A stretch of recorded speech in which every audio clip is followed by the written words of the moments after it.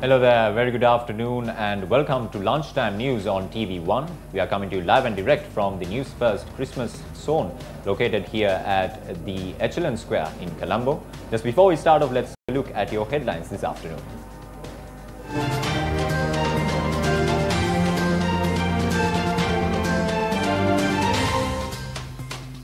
President to chair a meeting between members of the SLPP and the SLFP. Parliament to convene at 1 tomorrow. Visitors' galleries to remain closed. Railway gatekeepers in Mathura stage trade union action. SMS system to notify train drivers of elephants roaming on either side of railway tracks.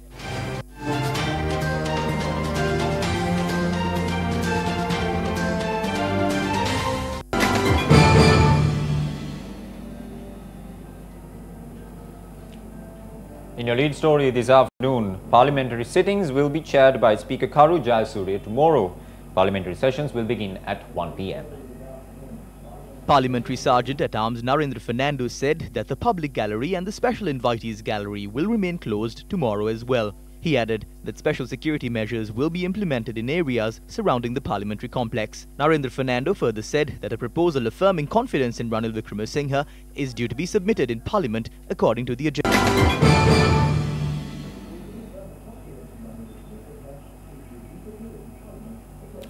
Now in more headline-making news, a meeting between the parliamentary group of the Sri Lanka Podujana Peramuna and the Sri Lanka Freedom Party will be held at 7 tonight. The meeting will be chaired by President Maithripala Sirisena at the Presidential Secretariat. Former President Mahinda Rajapaksa is also due to attend the meeting. At 7 this evening, members of the Podujana Peramuna and the Sri Lanka Freedom Party will meet under the auspices of the President and the Prime Minister. The main focus of the discussions will be the current political situation. I think not only us, the entire country is faced with this situation of uncertainty. They hope that answers will be provided to this. So we have a responsibility to focus on that as we continue our activities. Therefore, discussions will mainly focus on this and certain decisions on the matter will also be taken.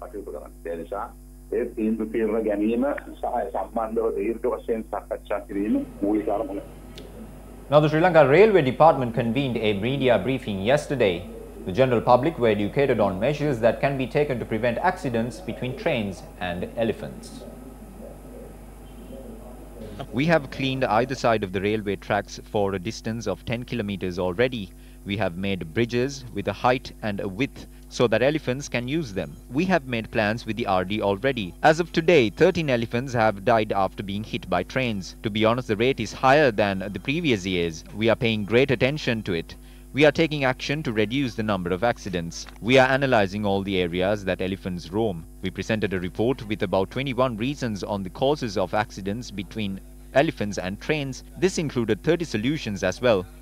One stage of it has already been started. At this time, we have made an early warning system that will notify relevant authorities on elephant roaming on the sides of the railroad. The train driver will be alerted by an SMS. A separate number will be used for this. It will not be a normal message. It will be a special elephant alert. Now, the International Day for Human Rights was celebrated at the BMICH yesterday. The event was held under the auspices of Hana Singer, the United Nations Resident Coordinator and the United Nations Development Programme Resident Representative for Sri Lanka. Commander of the Army Lieutenant General Mahesena Nayaka and Chairman of the Human Rights Commission in Sri Lanka, Dr. Deepika Udugama, attended the event.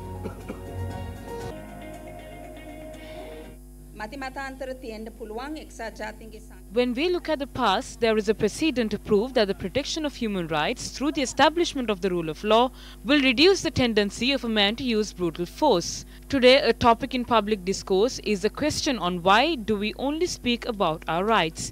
Why don't we speak about human duties? Simply asking for rights is not enough. As citizens of this country, we must recognize our civic duties. It is only when one performs their civic duties that the rights of everyone can be protected and developed.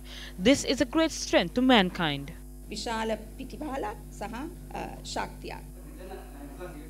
Meanwhile, a scholarly discussion in line with the International Day on Human Rights was held at the BMICH yesterday. The theme of the discussion was present challenges for the protection of democracy. MPs are fighting with chairs and throwing chili powder at each other. What is the message that they are sending? I think the time is right to chase away these rowdy politicians. It doesn't matter if they are important people or party leaders. These rowdy political leaders must be done away with if our children are to have a future. Who are the people violating human rights? Although they preach to others and come and contest for a general election, the people who would probably be in jail in another country are the people who are in parliament. Meanwhile, a protest organized by a number of civil organizations was staged opposite the Fort Railway station yesterday. In more of your headline making news now, the railway gatekeepers in the Mathura district has stopped working, pointing out that their daily wages are insufficient.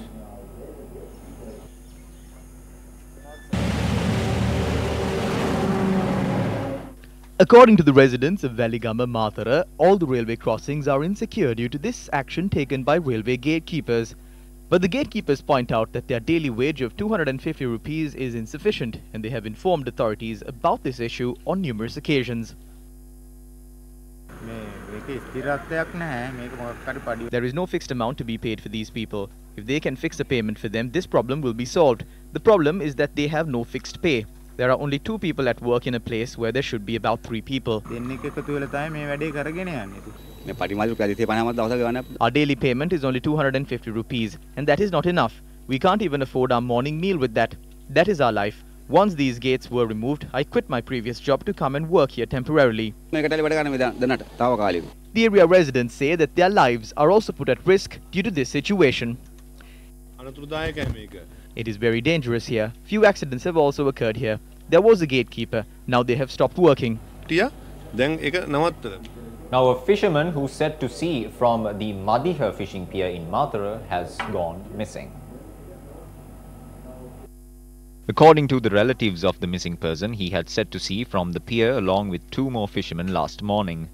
The fishermen had travelled from Madihar to Gandhara to explore the fish in the deep sea. 2 fishermen had been snorkeling, and the fisherman who went missing had come back to the boat to collect a new oxygen cylinder and had gone back to the sea. After he did not return to the boat, the 6 fishermen on board the boat launched a search operation in search for him. According to our correspondent, after the fishermen's efforts proved futile, the search operation was continued with the involvement of Sri Lanka Navy. The missing fisherman is identified as Premathilaka Artigala and is 57 years old. Now, crops of corn farmers in the Mahavali B zone have been severely affected by the spread of species of caterpillar. According to the corn farmer in the Mahavali B zone, more than 150 acres of corn cultivation in the area have been destroyed by the spread of this species of caterpillar.